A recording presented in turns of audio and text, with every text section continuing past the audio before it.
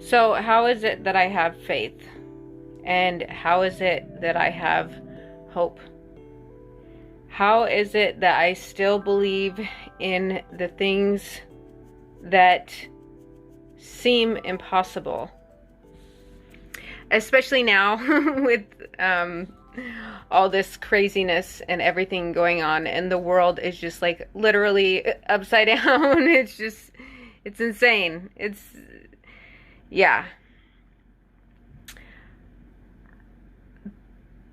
How I believe in hope and how I believe is that I have had experiences that I cannot let go of.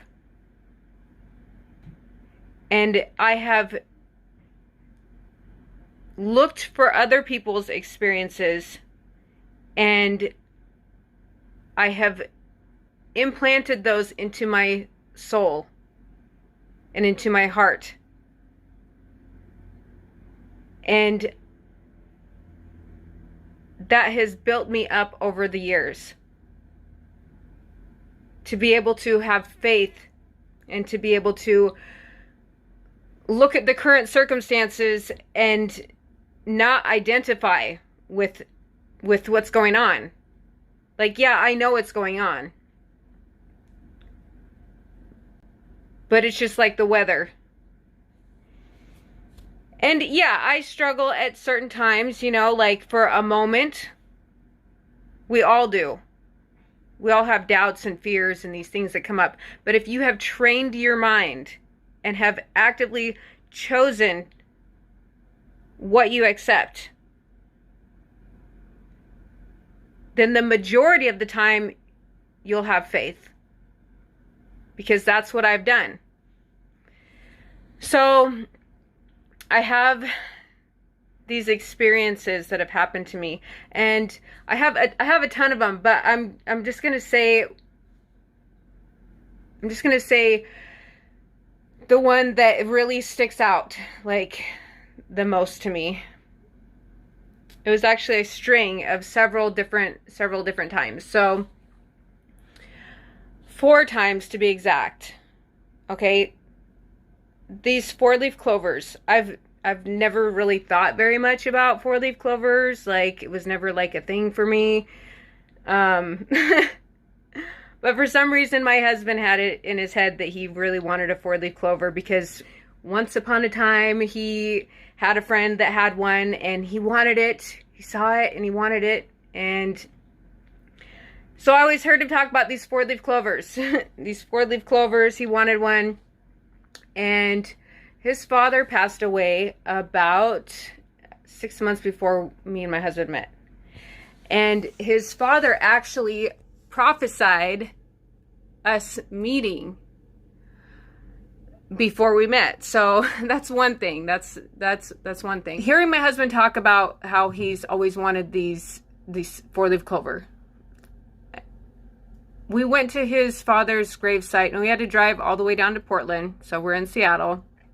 We drove down to Portland, and we couldn't find the gravesite because nobody had been there in a long time, and the stone had been covered over with grass. And so it took us a little bit of time to kind of walk around the grounds and to find it.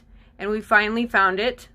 And I was going to take my shoe and brush over all the grass that had grown over it. And I thought to myself, as I my foot was like 1 inch away from doing it, right? And I thought to myself, if I don't look and see if there's a 4-leaf clover, then Jan's gonna kill me. He's gonna be so mad. And so I just moved my foot over and looked down, and right there was a 4-leaf clover. I picked it and I showed it to him, and I was like, here's your 4-leaf clover. And he was like, no, it's yours. And I'm like, no, this is yours. So that's one thing. Like, finding a 4-leaf clover on your father's gravesite, like, that's a sign right there. So fast forward a year later, we're out camping and we're walking through this big, huge field of grass and clovers and, you know, just the dandelions, and I'm sitting there and I'm thinking, like, man, that was so crazy how that happened. And we're talking about our future, and we're just, you know, and I'm just thinking, man, that is just so crazy. I can't believe that I found that 4-leaf clover like that. And I literally, like, in the middle of walking and talking, I turned around just like that, took 2 steps back without even thinking about it, turned around and picked up a 4-leaf clover, like out of this big, huge, gigantic field. And I was like, oh my goodness, like, what just happened? Did that just really happen? And I'm like, there it is. It's in my hand. So another time, we both found 4-leaf clovers, these big, huge, gigantic clovers, okay?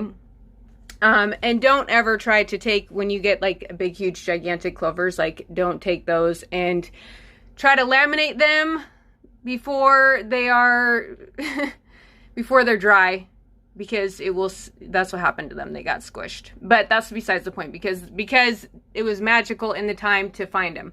So on our anniversary, our wedding anniversary, we were walking through the park, and they had these big, gigantic clovers, and Jan was like, I really, really, really want one. And I was like, it'd be kind of cool to find one again. But I was like, whatever. I, you know, wasn't really thinking about it too much. Jan found one.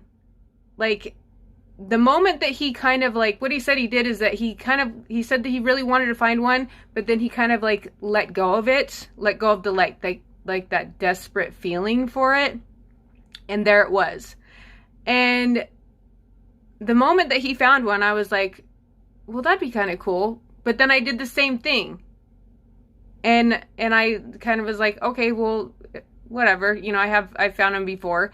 And literally, like, within just like 50 seconds of him finding one, I found one. It just was like, there it is. So we had these big, huge, gigantic clovers. And it was the coolest experience. The 4th time, and this one is like super, super special to me. I mean, they're all special to me, but this one is really super special to me, is that I'm usually like a go, do. I gotta get to my to-do list, and I gotta do all these things and be productive. And I was going to the store, and I was like, I had bought these journals to write in, and I was going to write all this stuff, and I was thinking, okay, I'm going to write in this book for this thing, and this one for this thing, and picking my topics, and thinking that I was going to do it in the morning time. Well, I had these journals with me, and I'm thinking, okay, well, it's a nice, beautiful day out. The sun is starting to set, and it's like, I just got this impression that I needed to go to the park and go and, like, just chill and write in my journal. And I'm like, that is something I never do. Like, I just don't just go to the park by myself and, like, chill and write in a journal.